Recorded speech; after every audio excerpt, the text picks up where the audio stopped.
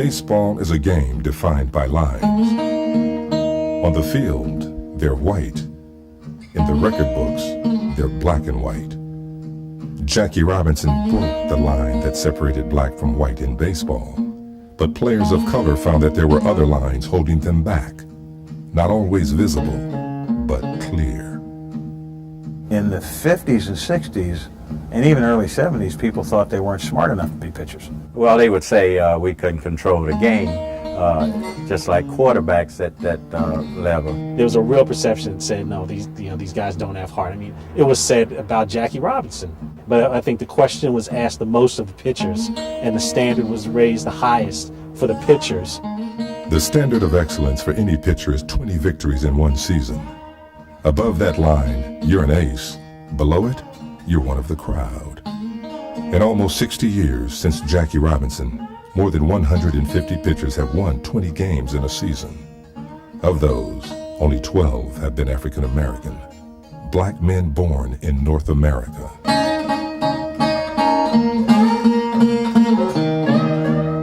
The 12 Black Aces.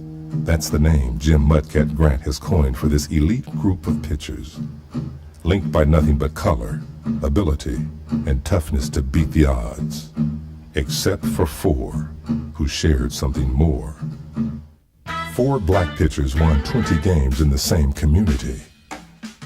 Why them? Why here? What is this line within a line?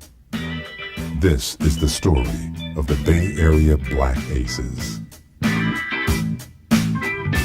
The ace is probably the equivalent of the quarterback, and that carried a lot of implications, especially when baseball first got integrated. In the first decade of big league integration, only one black pitcher, Brooklyn's Don Newcomb, won 20 games. Most of the black players, they wanted to hit. They were good all-around athletes, and if you're a good all-around athlete, they want you in the field where you can play every day. For those chosen to pitch, the mound could be a lonely place. We just weren't smart enough to go over a game plan in the clubhouse. The pitcher goes over how you're going to pitch people before the game.